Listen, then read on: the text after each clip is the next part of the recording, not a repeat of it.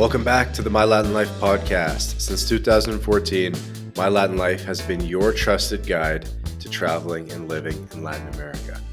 My guest today is Saiyan Chan. He's the host of the Thriving with Saiyan Chan YouTube channel, a very popular YouTube channel dedicated to all things Colombia.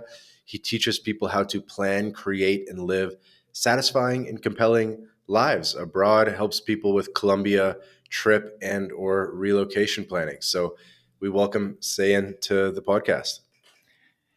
Thank you so much for having me. I've been a big fan of yours on Twitter for a long time, and a possible consultation for some other countries might be in the cards. But for now, Colombia is still the main focus for me until I can get somewhere else. Nice. And you're in Colombia now? No, I am currently in Miami. Yeah, I'm looking at because I can see Saiyan on video, and I'm like, this almost doesn't look like a Colombian apartment. Yeah. Um, so Miami is currently my main base, but depending on how often I feel like being down in Cali.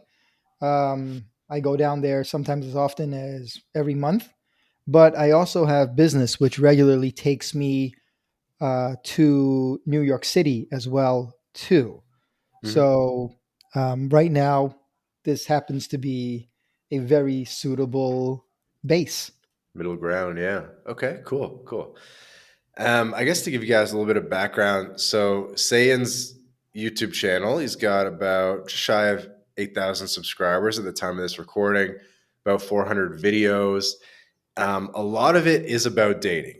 So if you are interested in dating in Colombia, you will learn a little bit about that in this episode. We usually don't talk about dating at My Latin Life, kind of as a policy. Um, but whatever, we'll do it today. We'll do it in a PG way, and I guess I'll start things off with a little disclaimer that we do not condone of any, I don't know, of any thumbnails with boobs on them from Zayn's channel, or we don't condone dating women of other countries in any shape or form. But I know this is what the people want, so we'll learn a couple things today. Um, how did you get into all this, man? Well, it started out in New York City. I was born and raised there, and shortly after graduating, I started taking salsa lessons.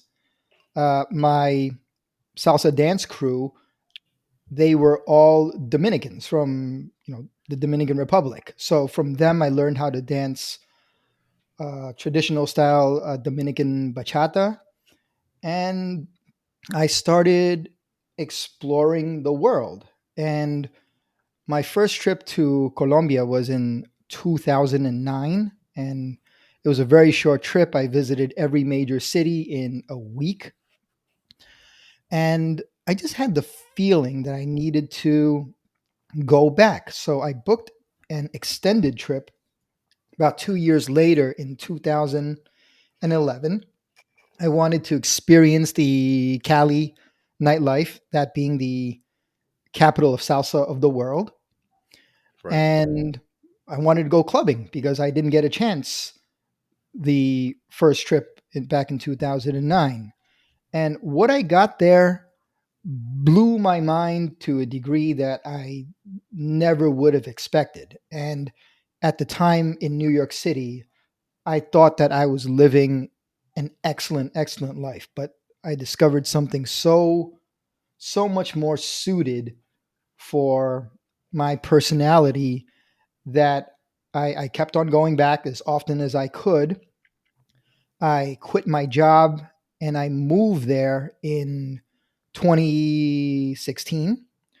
Mm. A unexpected opportunity brought me for what I thought would be a temporary stay in Miami, and I just wound up staying and just doing very frequent travel back to Cali as often as I could.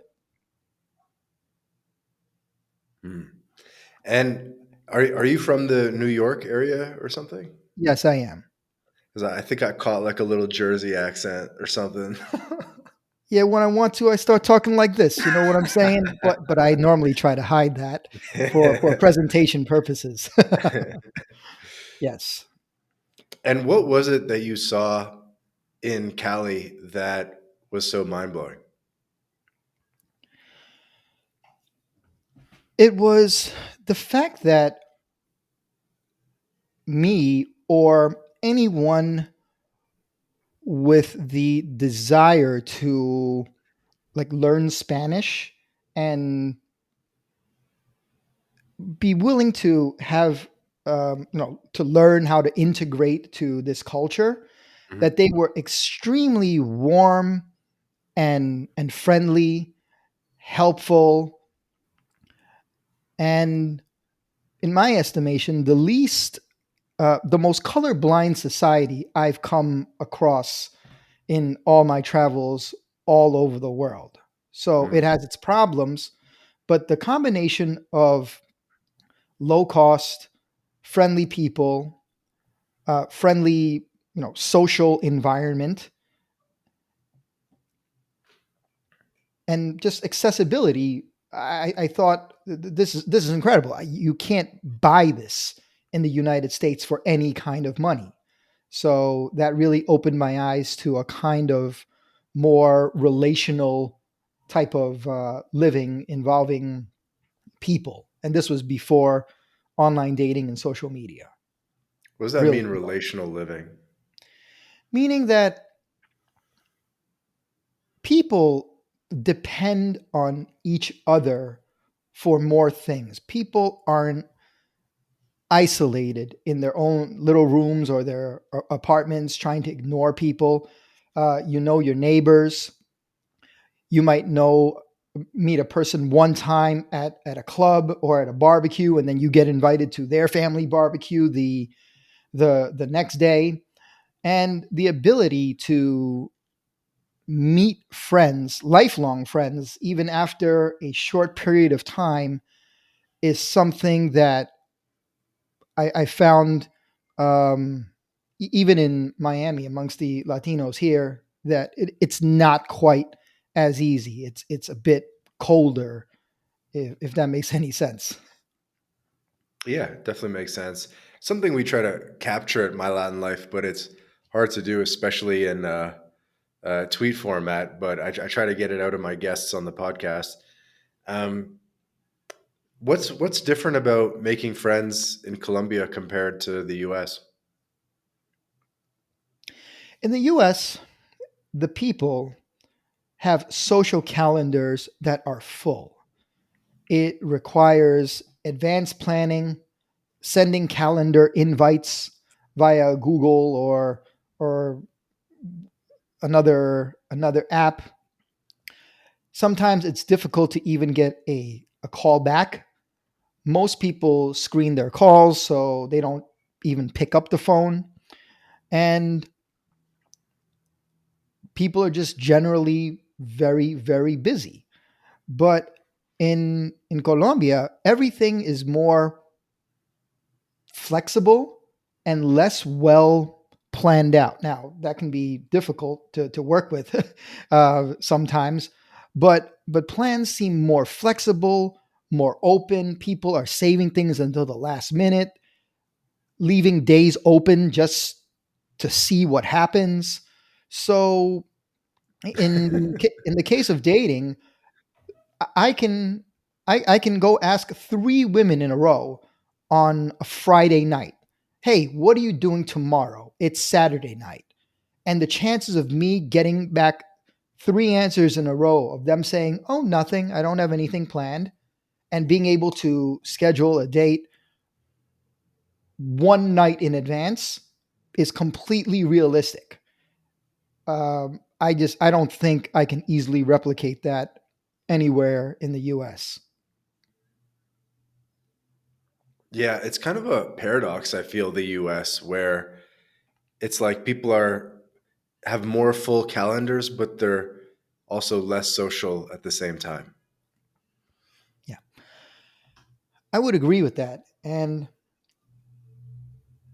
right now, we know from studies that people are dealing with very crippling bouts of loneliness for extended periods, and but their lives are full. They're doing something, but they're not necessarily doing it with other people, or if they are doing it with other people, it may not be with people that they intentionally chose to to be their friends or to be in their social circle. Like, for example, an older gentleman who might be single with no kids. His social group might be his coworkers, and that's it. And should he ever change jobs or lose jobs, he loses a social circle too. You know, he goes hangs out after work with people to get a beer, maybe go to the ball game, but that's it. But it's not like it that those were friends that he cultivated or had known from childhood. This is something that came with his work, and so the connections are very tenuous and not very secure. And as a result, a lot of guys find themselves just, you know, without any real friends at whatever age they might be in the USA. Hmm. So you think people in Latin America, like a full grown man, probably has more friends than in the U.S. and maybe deeper friendships? Yes, I would agree with that. So, in addition to spending and living part of my life in Cali, you know, I've been to Puerto Rico, I've been to the Dominican Republic, I've been to all over Mexico, and the one consistent thing that I have in the consultations with my clients, people from as young as 18 all the way up to 75, is when they make it down to Colombia without much effort, just sitting on a park bench as a foreigner in the case of Cali or some other smaller towns, tier 2 cities in Colombia, people will start talking to you. Maybe not immediately on the first day, but the cities, at least for Cali and some of the smaller cities, Pereira, Manizales, Armenia, these places are not big. So if you see a person several times in a row, you know, several days in a row, let's say it's a guy or a lady walking her dog, you know, they'll smile, they'll nod, como estás, you know, and then they'll say, you know, what are you doing here? And then, you know, you tell them their story, and they're open and willing to listen to it. And there's not this active, like, intentional disengagement, like, don't look at me, don't talk to me, not intentionally trying not to make eye contact or looking at the floor as they pass you by. They acknowledge you as a real human being. And you know, the people are very social and friendly in that way. My grandma used to say, like, don't talk to anyone, everyone's on drugs. And so maybe everyone's grandma says something different, but what do you think is the root cause of like the disengagement in the US versus in, say, Cali? Because Cali is a dangerous city too, but it's like friendly. So it's another kind of paradox. Hmm. I think it's because of the economics. That would be the first guess that comes to mind, where the minimum salary is around $300 a month or so. Even people that are college educated, middle class, we'll call it, making double or triple that, or maybe quadruple that if you get into the salary of beginning doctors or so. Life's not easy.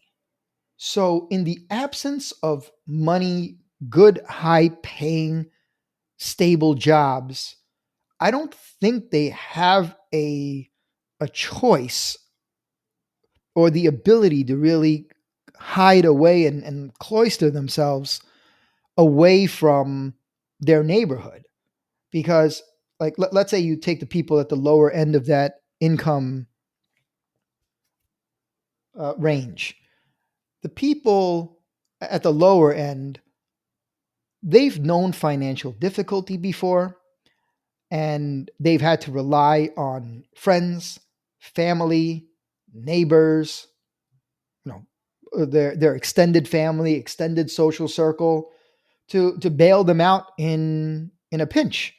And if someone they know ever gets into trouble, they're going to pitch in to help each other out. It's a matter of survival, and it's efficient in that it helps.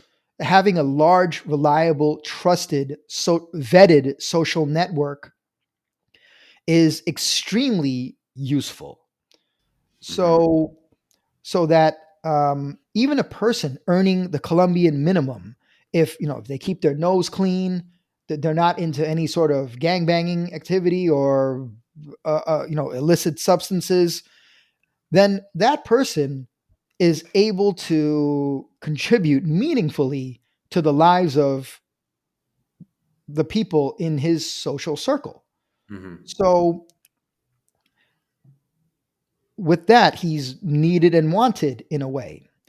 In the US, however, from my experiences with lower income neighborhoods, um, even the people that are poor on that are on significant government assistance, they get their Section 8, they get their food stamps, they have the 75-inch TV in the living room, and they're basically able to be completely fine. They have their Medicaid, and so the family unit is more or less self-contained, even at a very low income in the U.S. And they have the government; they don't need anyone else.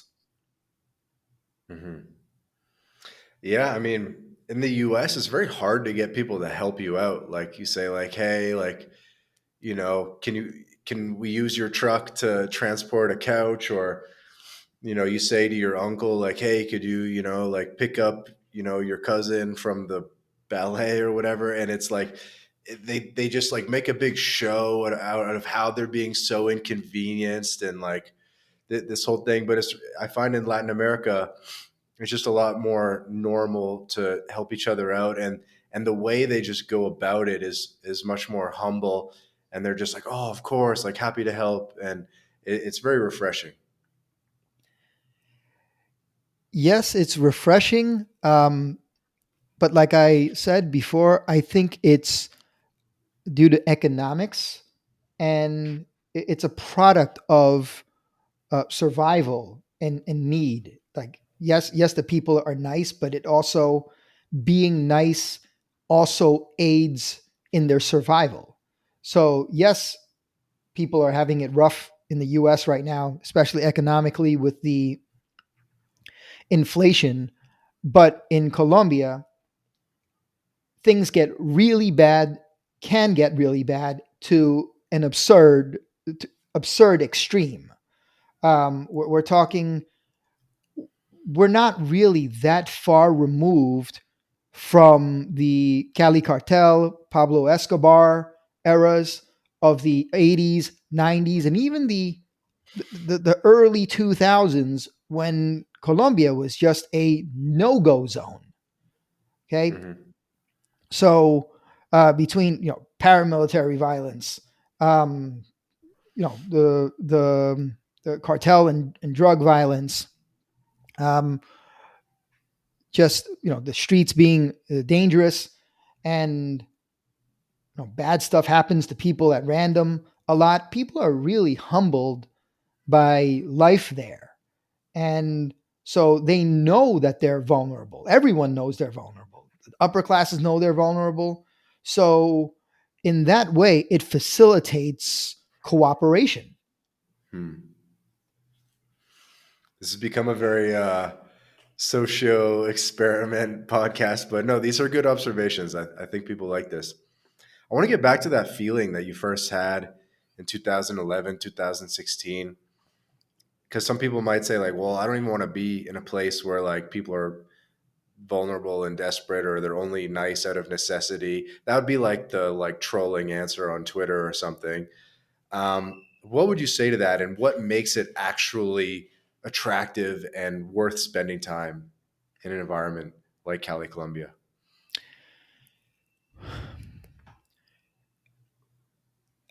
I think it's worthwhile for anyone that's considered Latin America moving abroad, becoming a digital nomad, certainly anyone that's interested in your content on Twitter to at least give it a shot.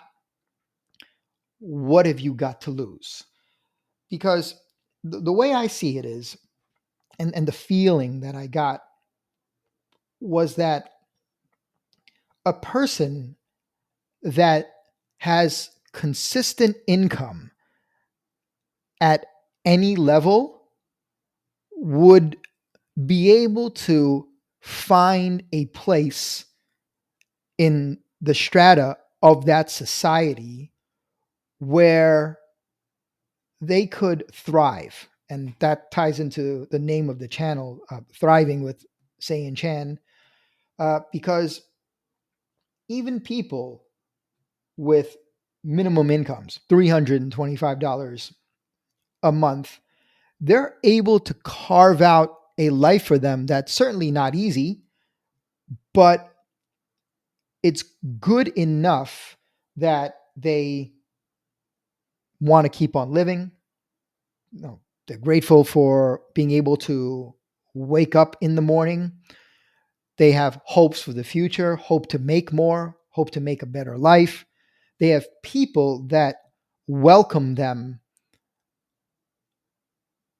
to that want to be with them along with this in this journey called life.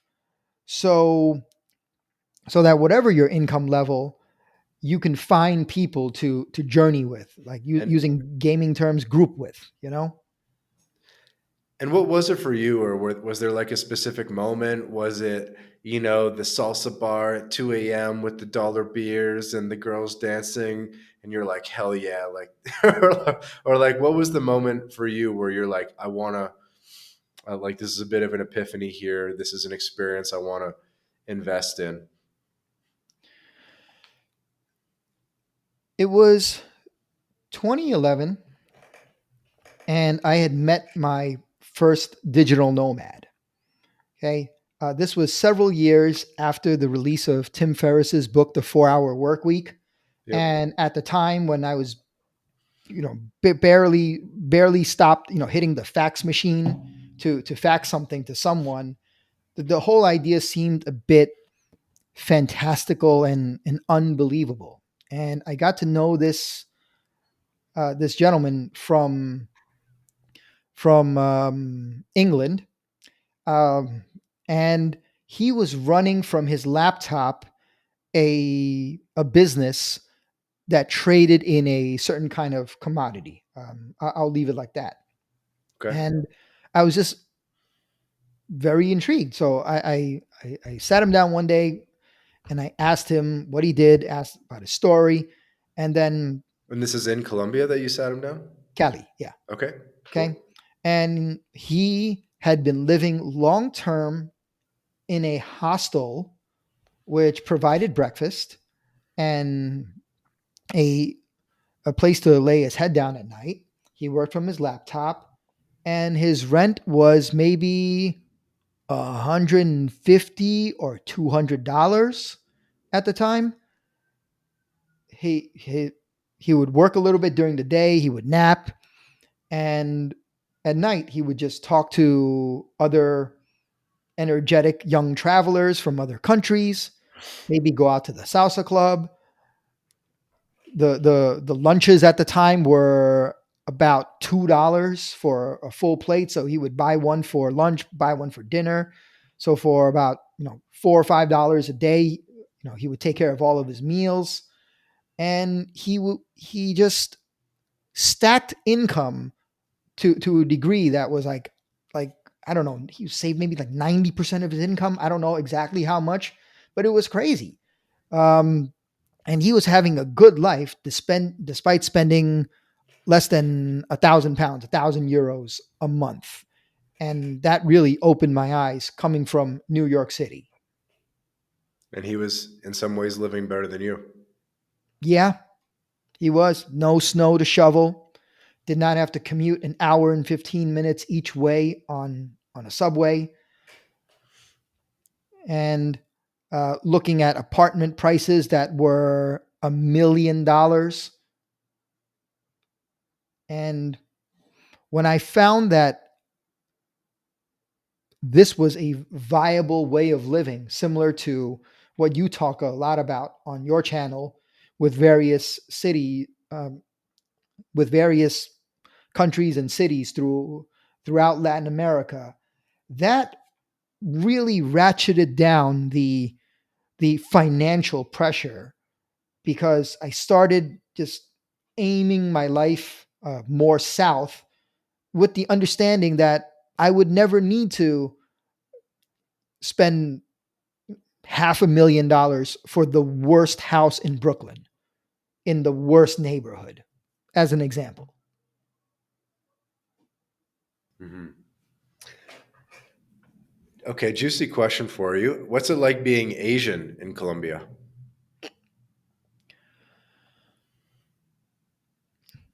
At first, it was unusual because it was so early that most people had never even seen an Asian before. Um, and now, by now, that's no longer the case. Colombia opened up big time starting in 2013, and they don't stare at you the way they they would before. But the majority of people that you will talk to, even the English speaker, the college educated, I am the first Asian person that they've ever spoken to. Okay, the amount of Asians that actually show up in Cali, it's laughably low. So I'm basically the only one there, and I found that it was the most race neutral place I've been to in the world. And this is not just from my experience, but I talked to other clients and other expats down there too. Uh, African Americans, the same their counterparts on from Britain, and it's just very mixed and well integrated. Is it perfect? No, it's not. Are there historical patterns which continue and persist from hundreds of years ago? Yes, there are, but for the most part, racism isn't much of a problem. So anyone that's willing to contribute, show up, be reliable, and have a good attitude about it will find their place without much difficulty, regardless of what color they are. Hmm. And I've heard that Asians are larger robbery targets because, there's a perception that Asians are a bit weak or something like that, or at very least, it's very obvious that you're a tourist. Has that been your experience at all? No, um, because if they had to rely on just the Asian tourists, they would go broke because they don't show up. Um, so, how the robberies typically work in Cali is you have the folks from the worst neighborhoods that roam around in gangs of two or three on motorbikes, and they just roam around the city looking for people to rob. And while anywhere in the world you can get targeted, and they wait for you and they scope you out. Almost all instances of robberies that are not gang related are random. So there's also ways to deal with that. I made a Colombia safety course, um, and I explained this where if you don't carry credit cards, if you don't carry debit cards, no flashy jewelry, and just a dummy burner phone that's worth $200, $300 with no email, no crypto apps, no banking apps, no Zelle, PayPal, Cash App, nothing that ties back to any accounts. If you happen to be a target of a robbery, you just give them whatever cash you have in your pocket, hand them the burner phone, and you carry on with your life. Do you literally do that? Do you not bring a credit card when you go out? That's right. Really? Okay. Yep. Well, the credit card is lower risk because You can cancel it. that's right. But people appreciate cash because the payment processors, if they take however many percent, 2%, 3%, that's a big hit to people barely like able to make it. So they appreciate the cash. And with with a good exchange rate, it's almost the same. Hmm. Damn. So I've been in Latin America for a long time. I don't do the burner phone or anything like that. You know what I mean? I know in Brazil and in parts of Colombia, it might make sense, but at least in Mexico, like I don't have to live like that. Luckily. It's I designed the course for my clients to provide maximum protection, and it also has the added effect of making yourself a useless target. Hmm. First in random robberies, but also in dating or with other Yeah. people that that you might meet at other times and might not have the best intentions. Like if they look at you, they look at you like a foreigner. Okay, there's no nice watch, there's no necklace. All you have is a few bills in your pocket, and your phone is a Colombian grade Huawei. Okay, they're just like this is worthless.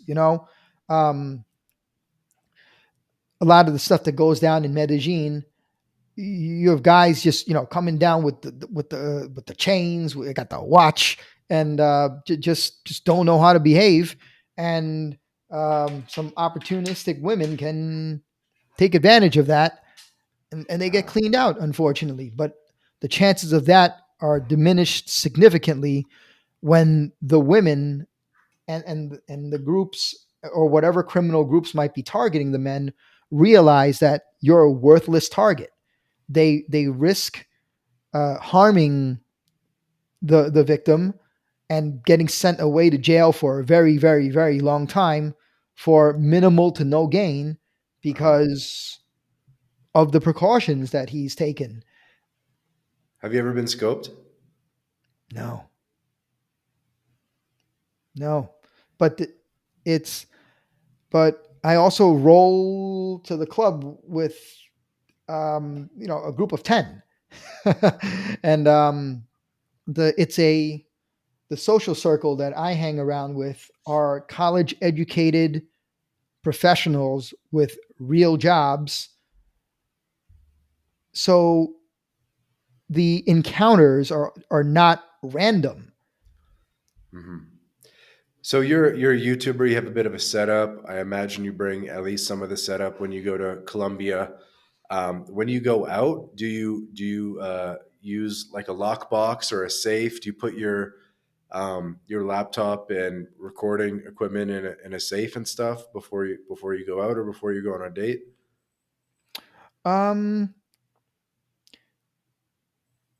it depends. Yes, when there is one. The place that I currently stay in Cali now does have one. Yeah, if there is a lockbox, utilize it. Another tip is stay in a place with the doorman with 24-hour security. Yeah. Get to know, get to know them, and they'll look out for you. This episode of the My Latin Life podcast is brought to you in part by Crema Social.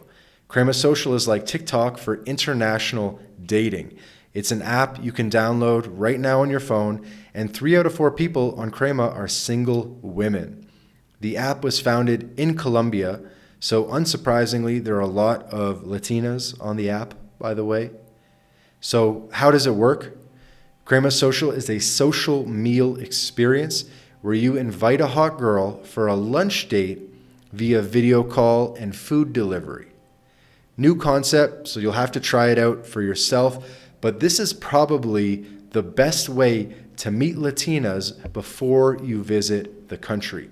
So if you're in Latin America or planning to visit Latin America, download Crema Social now and start getting dates right away. There will be a link in the description to download, or just search Crema Social on your favorite app store. Have fun, guys. This episode of the My Latin Life podcast is brought to you in part by Bit Refill. Bit Refill is the best way to spend your crypto in Latin America. Purchase gift cards or mobile refills from more than 3,500 brands in 186 countries instantly, safely, and privately. You can also apply the code MyLatinLife at checkout to get 10% back on your first purchase. Go to bitrefill.com for more information. This episode of the My Latin Life podcast is brought to you in part by Job Stacking. If you are a remote or hybrid worker looking to maximize your earning potential, then Rolf Holtze, the author of Job Stacking, guarantees you'll be able to double your income. This is the exact system Rolf has used to take his own income and those of many others beyond 20K a month.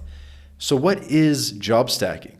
It's this idea of working multiple remote jobs. You might have heard Rolf, he's worked 5, 7, even 9 remote jobs at the same time before. And by the way, job stacking works equally well for non-technical roles. So no, it's not just for the nerds. So if you're ready to job stack, then book a discovery call with Job Stacking and see how they can double your income in just 9 weeks.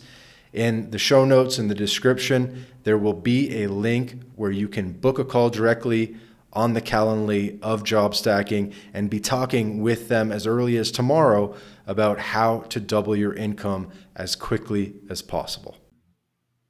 Would you put it like under the bed or something if there's no lockbox, or like, you know what I mean? Like, Well, you mean if I were to bring a date home? it's like, okay, big date tonight. Put the laptop under the sink, try to hide it under some plastic bags or something, you know what I'm saying? Um, yeah, there are creative ways to do that, but I don't know how they do it in Mexico. But in Colombia, you just keep them away from your stuff and take them to a love motel. Mm. Yeah, yeah, that's definitely one way to do it. More common than people realize if they haven't been to Latin America. It has like a bigger function in our society. Should we talk about this in the pod? Jesus, I don't talk about this stuff. Fuck it, do it. Yeah. Okay, okay. So, Okay. all So right, what is the societal function of a love motel in Colombia the in societal PG terms? the societal function is that it provides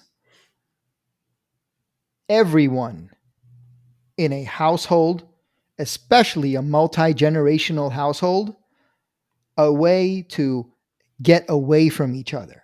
Okay. So in Colombia, you have estratos, estrato 1 through estrato 6, real estate classification systems. 6 is ultra luxury, 5 is luxury, and 5 and 6, only 10% of the population fall in there. Everyone else, 90%, are estrato 4 and down onto 1. Once you get down to 3, even in many 4s, like a lot of the apartments are not hermetically sealed the way houses and apartments in the US are. There will be openings to the air, to the outside, very little in terms of continuous noise barriers.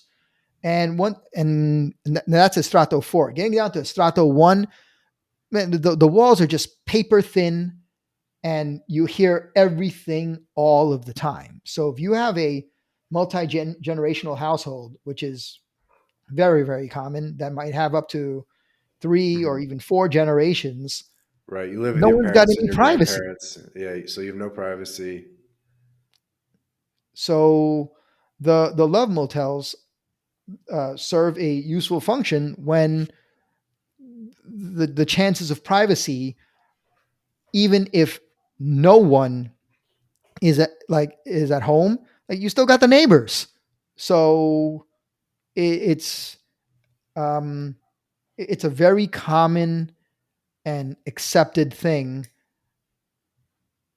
that's just not replicated in the US from what I've seen. Because in the US, it's like a very seedy thing, but in Latin America, it's not necessarily the case. I mean, obviously, it's a bit seedy. I mean, there's different types, but it's a bigger part of the society for sure. Correct. Not only is it not seedy, it gets to be really upscale and nice. So what a lot of the women really like and appreciate is being taken out and pampered to do something special, something that's not part of the routine. So whether that be like a resorty hotel with a small hotel with a pool area on the outskirts of town, or maybe just a really, really nice themed love motel to make things interesting, Mhm. they appreciate that. It provides a little bit of variety. It doesn't break the bank. It's still local, so they don't need to get on a plane or take a multi-hour ride in a car. And it it spices up life too, in addition to providing privacy and enabling people to get away from their households. Okay. Graceful subject change here. I noticed a lot of the videos on your channel where you were allowing Colombian women to sort of explain their expectations and sort of explaining to non Latino men kind of like how things worked in Colombia. I guess you have clients that you help with relocation and sounds like dating advice too. What are some things that American men uh, learn or some epiphanies they have when it comes to dating Latinas? The biggest epiphany, I think, for me and also for my clients, is how willing the women are to work with you as you are. Hmm. Okay. So my service is primarily trip planning, relocation, with a bit of life coaching. And dating is always a very small component of that. Really? I'm Yes. surprised. I thought it was like dating advice sort of masqueraded as relocation planning or something.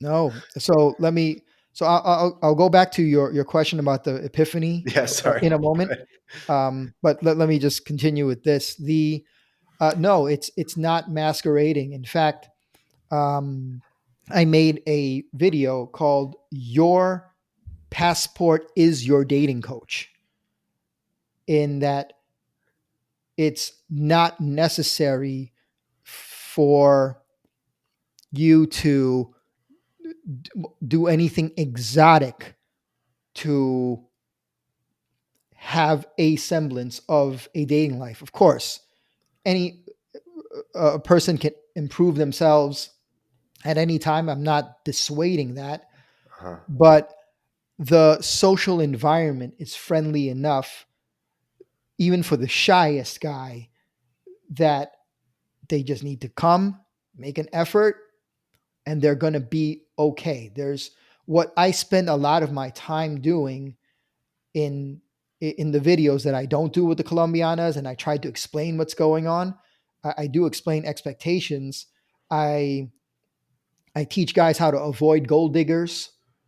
I teach men about how the women expect different things at different socioeconomic levels, how not to fall head over heels and just start spending money indiscriminately, how to vet women, right?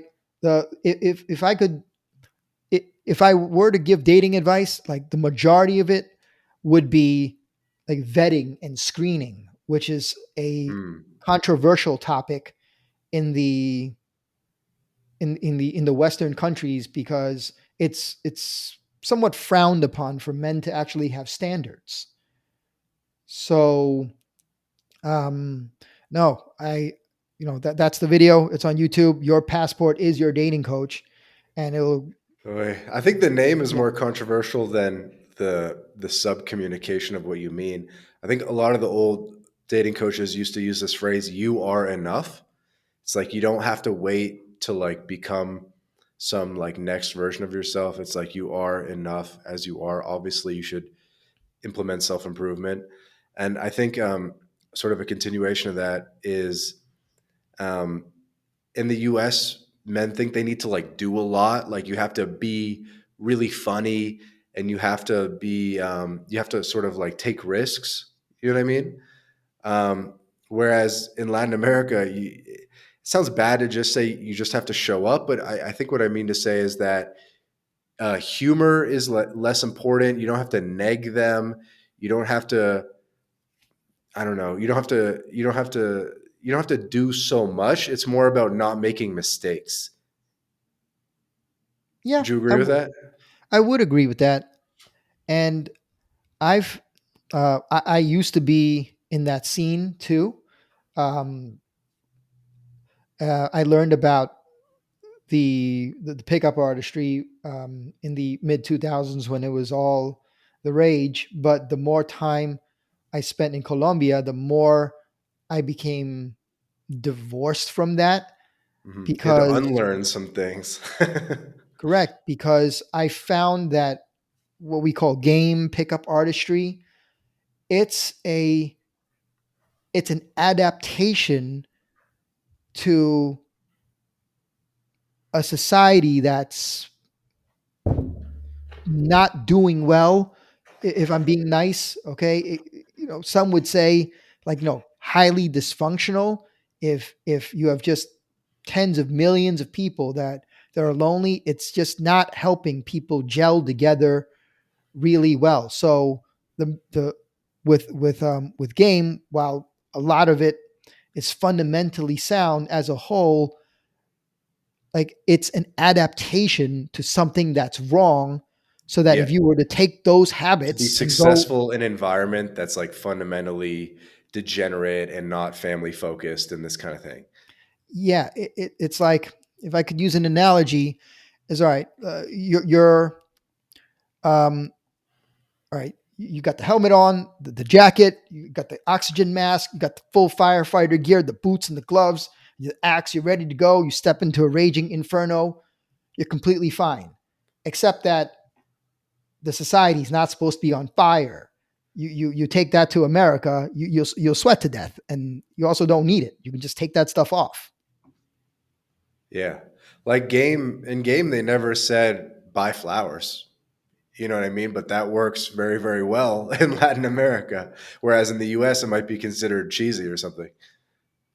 Yeah. What I found is that there's been, um, I call them adaptations or maladaptations, depending on your point of view, in these behaviors that are just kind, gentlemanly, open the car door, Hmm. open the restaurant door, walk with her arm in your arms, you stand on the sidewalk side, like these small gestures are unfortunately more and more frequently being viewed with contempt by a lot of the Western modern women.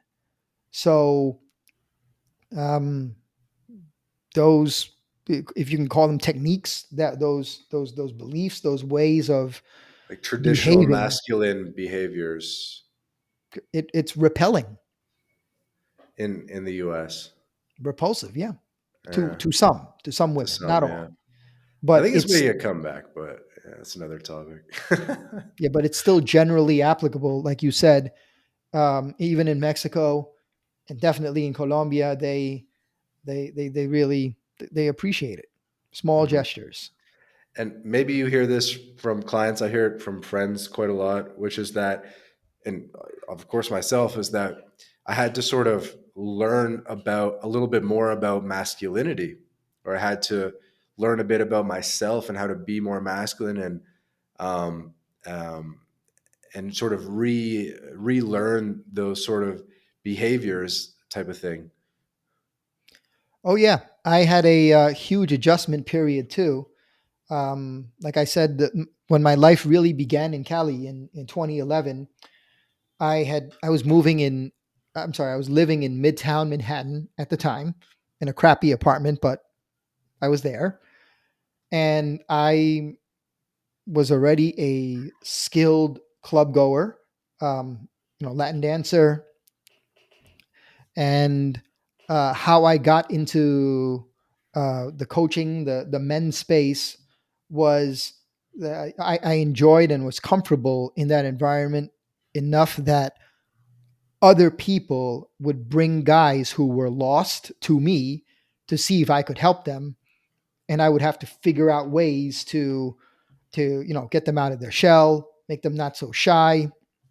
Standard stuff for guys. No big deal. So by my own estimation, I was decent.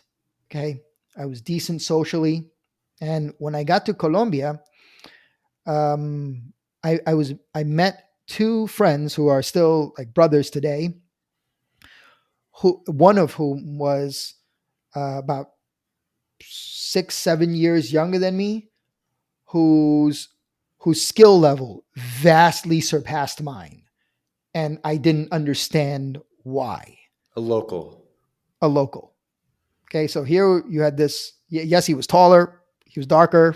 Okay, he had that going for him, but it didn't explain the like the exponentially higher results that he could get if he were to apply himself, despite not like consciously understanding what he was doing at the time, despite being so young. And that was when I took what I knew, I threw it away, and I just started paying attention, to become a student again.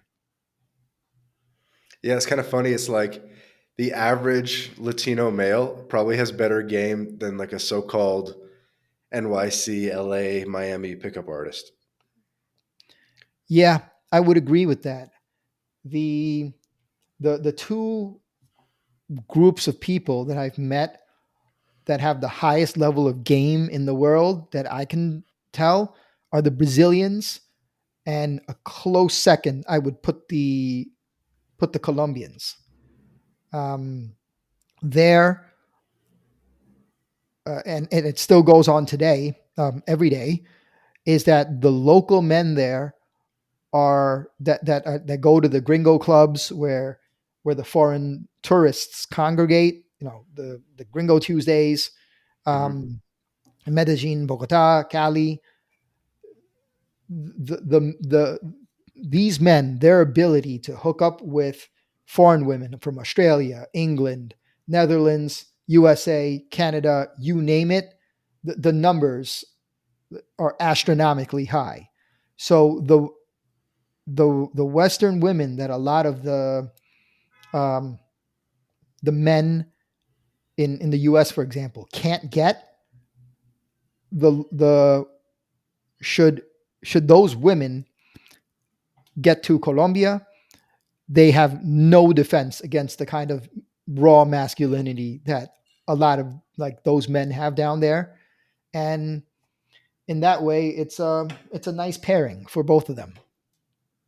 Yeah, everybody likes what's different, I guess. Yeah.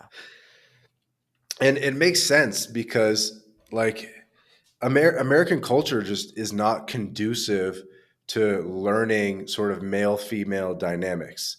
Whereas if you contrast that with Latin America, you go to like an 8 year old birthday party or something, and they'll have the boys and the girls dancing to cumbia and this kind of thing, and they kind of put them together earlier on, and it's like more sort of baked into the culture, male female dynamics the whole way up.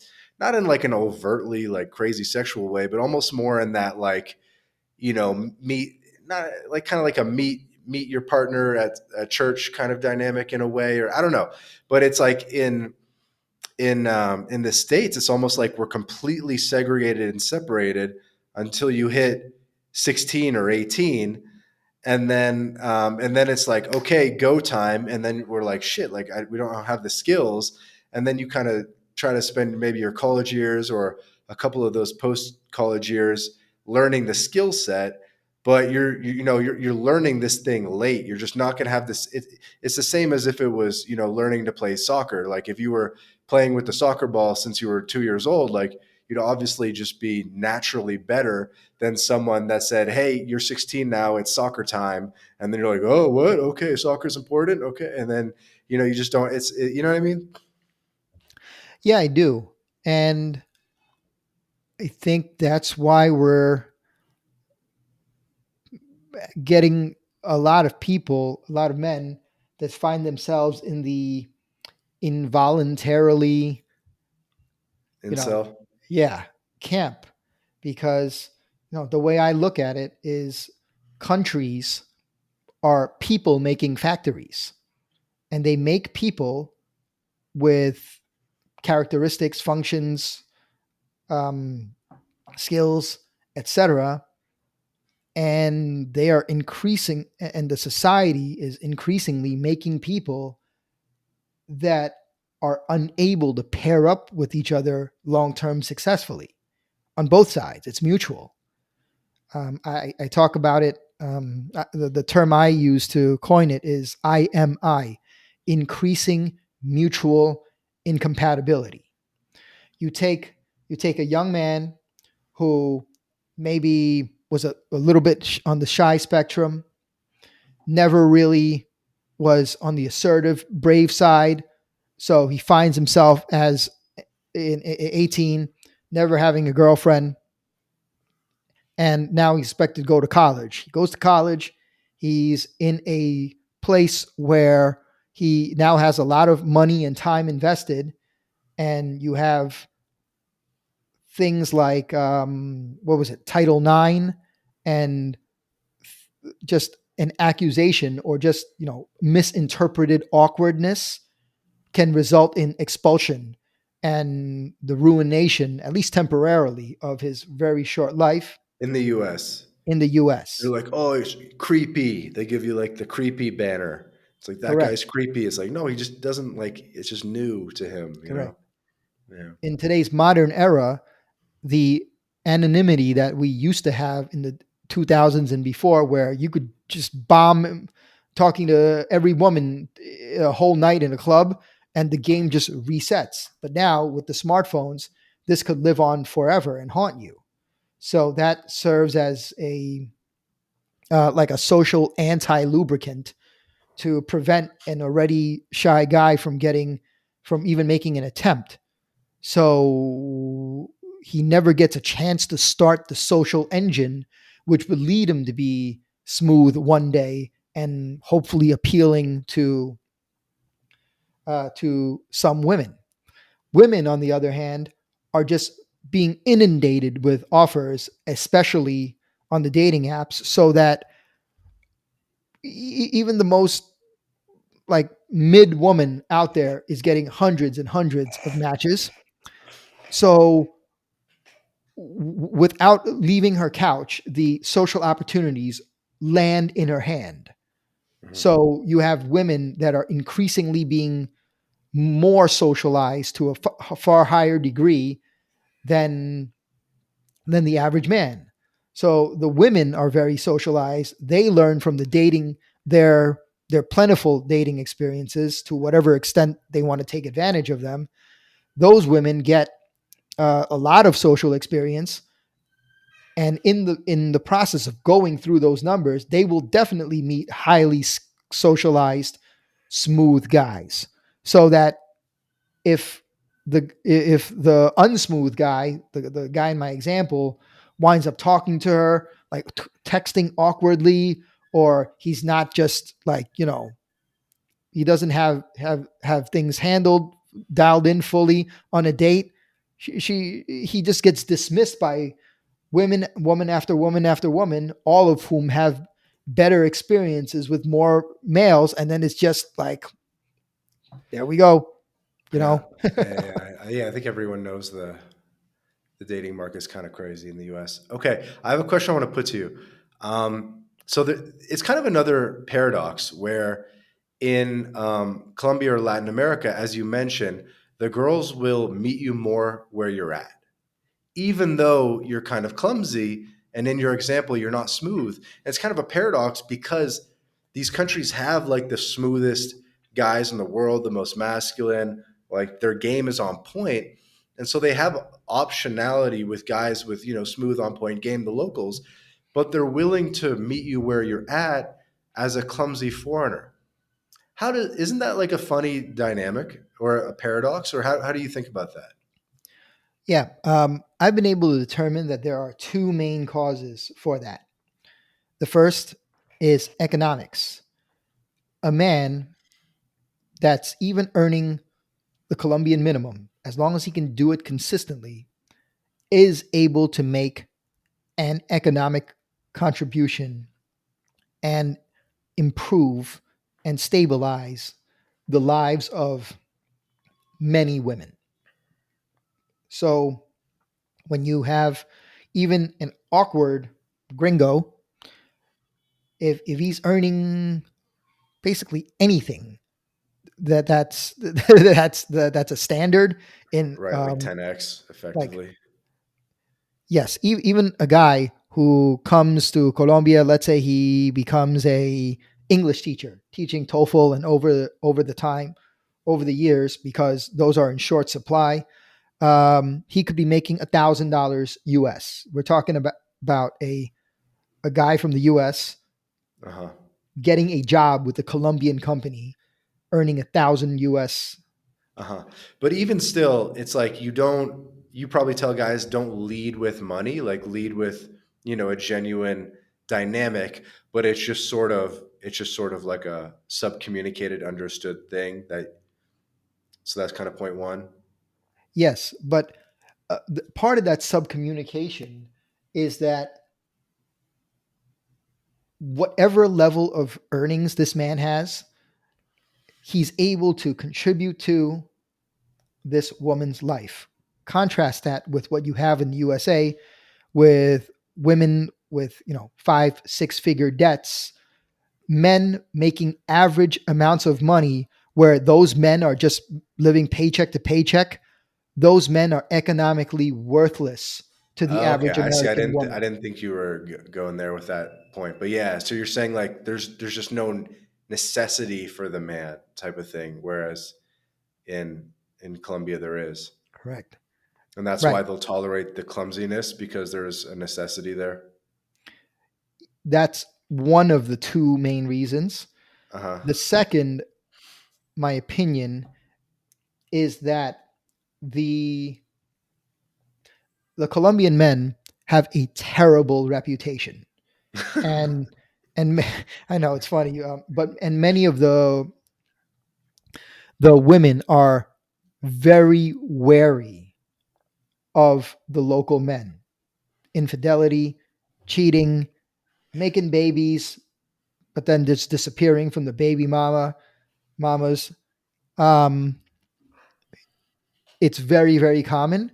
And a lot of the women are just sick of their local men and want nothing to do with them. Not all, but it varies. So so that this guy, despite being clumsy and awkward, from the perspective of the woman, it's like, okay, is he nice? Is he heavy handed? No? Okay, that's good. Is he trying to, you know, become the town bicycle? No? Okay, that's good too. I don't want to be having to deal with other women. I just want a man to keep and then to try to build a life with.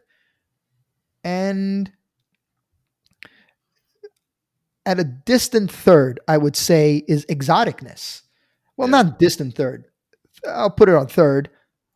They really like the look of the men that are not them. It's a different that awkwardness that what some might construe to be like awkwardness or cheesiness. They find it humorous and funny. You So get away with more because they're not sure what's like just part of your culture versus like you making mistakes type of thing.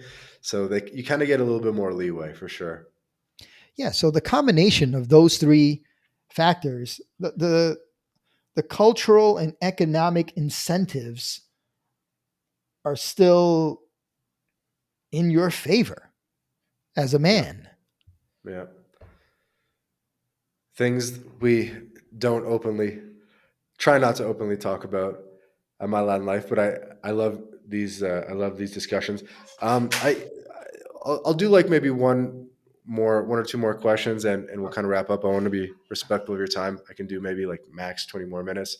Okay. Um, okay, here's a good one, which is the idea of quote unquote bringing girls back with you. So you're in Miami, maybe a lot of girls you meet in Colombia have a tourist visa or they have a second passport and can come to the United States. What are your thoughts on bringing girls back? I guess for both yourself and maybe what you tell your audience, bringing girls back to the states and having the relationship in the U.S. versus you staying in Colombia. Do you think moving to the U.S. ruins the relationship because now like you've quote unquote ruined them with American culture? Or give me kind of your thoughts on this. Okay. Let's say that you take 100 single women in Colombia, and there's no man in the picture. Like, and you just ask them, "Are you looking to leave Colombia, or are you hoping to stay in Colombia, even if your money problems were solved?" The the percentages that I've gotten were 50% are actively looking to leave. Really? I would have said Yes. lower, but sorry, keep going. Yeah. I've gotten to about 50, Okay. um, because of just wanting to see the world, Hmm. safety concerns, Hmm. and the ones that want to stay really would like to stay because of family, familiarity. Hmm. They would just like better economic opportunities and more safety, which more money can bring. So there are a few. I'll give you a few answers to that question because Sure. I I made a video where I expressed my opinion that men should not bring their women back to their home countries. Okay, Hmm. things are going to to change. One of the main complaints of men in the dating abroad space is the perceived unfairness of the divorce system and child support system should things not work out. So you bypass that system entirely and its associated risks by having remote income and being able to live abroad and marry the woman there. That's the perspective from a legal and risk standpoint. Hmm. On the ground, however, from what I've actually seen and have observed now for a period going on 14, 13 years, is that the marriages are wildly successful. Over the years, um, all the women that were in my social circle, they just get picked off one after another over the years because they put themselves in opportunities to meet foreign men. Um, and the men, after meeting these women, realize that there's nothing better that they can get in their home countries, and they they marry and bring them back to Israel, Australia, Europe. Those are the most common destinations. So, And you said they're successful? hmm, And you said that when guys bring them back to the home country, you're finding anecdotally it does end up being successful? correct.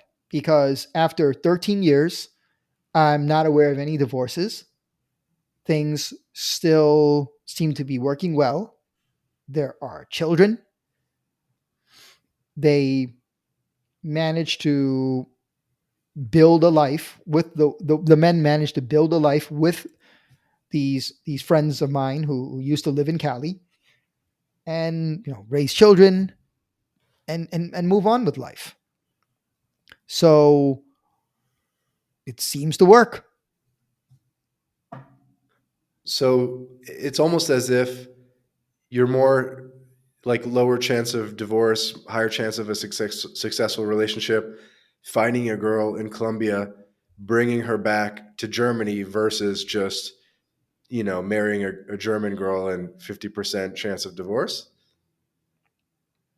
Yeah, it's again the sample set, the data set is not enormous, Yeah. but just from observations, yeah, because I think what like living in Colombia and seeing the level of hardship and how difficult life can be, I think a lot of the women are just eager to get on with life. Okay. Some of them might have a phase where they go a little bit crazy, but for the most part, they're not looking to be perpetually single, at least not the ones from my friend group over the years. And they're looking for a man to build a life with. And there are a lot of these women. So, do with the risks of your home countries in mind, do with that information what you will. Nothing's ever a guarantee in life, Hmm. but it just seems to be working pretty okay from what I've seen. Huh. That's encouraging. It is. See, I would have thought 90% of women would have wanted to stay in their home country, not 50. And then I thought I would think that a lot of them, well, there's a couple factors, but I think a lot of them would get homesick and miss their family if they're abroad too long. Like it's fun for the first year or two, right? Kind of that like honeymoon phase of a new country, but I think long term, the women like to be where their family is. And then maybe part of it's like an adaptation thing where I mean, there's so many pieces of the puzzle here, but maybe they don't adapt well to the new country. So a few more things that are hunches that I can't prove. The first would be that the men that can get themselves to Colombia, that alone is a different tier of man. Hmm. Okay, they can be very young European backpackers that are not established in life, but that's a different type of man than the English bloke that only goes to the local pub every month, right? That's different from the guy in America who goes down to his sports bar to watch the game, shoot some pool, play some darts, and just rinses and repeats. Maybe drives down to the lake for a vacation. These travelers, they're a different bunch, different levels of adventurousness, openness, different levels of budgeting. In recent years, you have an entirely different tier of remote worker, usually of the professional laptop class. Hmm. Um, so that is probably a contributing factor to why things are probably working better. Like if half of that equation, the men are are um are not are the people that are able to function well even in their own societies. Right, So it's not like the dregs that right, that that right. are marrying women. And so, would you say that the foreigner would also be successful living in Colombia, and both would be happy, successful lives, or do you think one works better as a setup than the other? You know, the gringo stays in Colombia or the gringo brings her home. Do you think the gringo would be successful long term in Colombia and that works too, or is one more successful than the other? It depends on the person. I've seen both, but over time, even though they intend to start and stay in Colombia, after a couple of years, especially after babies, it seems there's a migration out over Mm. like large, like overwhelmingly, yes, 90% call it, wind up going back to their home countries. Um, but even on an income of $1,000 a month, they could build a life in Cali and make it good. Yeah. Um, yeah, that's what I've seen. They eventually wind up uh, leaving, No, and that's encouraging. That's encouraging because you see the like quote unquote banger tweets like pro tip never bring her back, this kind of shit. But yeah, there's also another thing to keep in mind. Poverty sucks. It sucks bad, and in Colombia, it sucks really bad, like far worse than poverty in the USA. Okay, and even if there's no poverty, there's insecurity. The job market is terrible. Okay, the if if by modern standards the job markets in Western countries are bad, it's even more unstable in Colombia, even for high earning, experienced professionals. So these women, let's say they do get lonely when they leave their home countries, there is a calculation there that happens where the income that they're able to make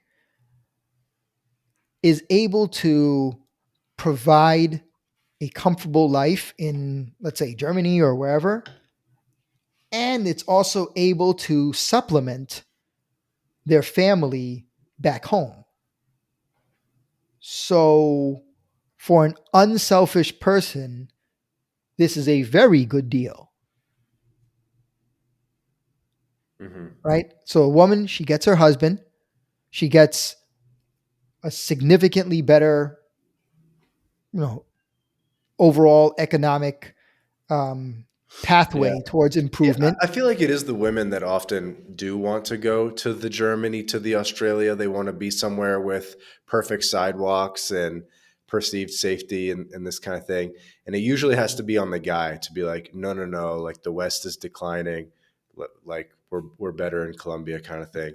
So it depends. Depends. And yeah, and to close off on this subject, no, that's it. That's it. Yeah. Yeah. No, I liked it. I liked it. I mean, when I look at your YouTube channel, I can see one that is very educational. Like it's not just pure entertainment value. The videos you know you have this like matter of factness about you, and I'm sure you go into this almost like engineer level of depth on the topics, and so many good topics there. So many good videos. I know people could definitely learn a lot um, by watching the views on your channel, and I'm sure you definitely get like a lot of repeat views on your channel because people just keep learning more and more about Latin America and Colombia and the cultural differences and how to um, how to navigate everything. Um, Before we wrap up, I just wanted to give a quick shout out to our sponsor, Crema Social. I'm not sure if you've heard of it, Cyan, but Crema Social, it's a dating app that actually got started in Colombia, where it's a little bit of a different concept. It's like video profiles instead of photos. So there's less catfishing. And what you do is you share a meal, and the app sort of handles the logistics of they send a meal to your house and a meal to the girl's house, and then you guys both kind of eat the meal as you do a video call, um, and sort of build a little bit more of a connection. So it's pretty cool. You know, it's brought to us by some of the same founders as Language Blend, another sponsor of the My Latin Life podcast. And since we did such a dating heavy podcast today, I thought I would just give a super special shout out to our sponsor, Crema Social, available on the iOS app, the Google Play app, and there will be a link in the description where people can download this, and I think it's pretty cool. I think it definitely has a leg up on Tinder and Bumble and all that. And a lot of the girls on the app are in Colombia. Only join if you have the best of intentions, of course. But yeah, man, with that random plug out of the way, um, I'll give you a little bit of space here to share maybe a final message with the audience, where they can find you, all that good stuff. Okay. Yeah. YouTube, thriving with Saiyan Chan. If you have any questions, you can email me at sayanchan@protonmail.com. I do offer trip planning sessions and relocation planning, if that's what you're looking for. MLL, thank you for having me. I really like reading your stuff on X. Thanks, man. Yeah, I mean, this was definitely overdue because we've been commenting on tweets and stuff like that for probably well over a year now, right? Yeah.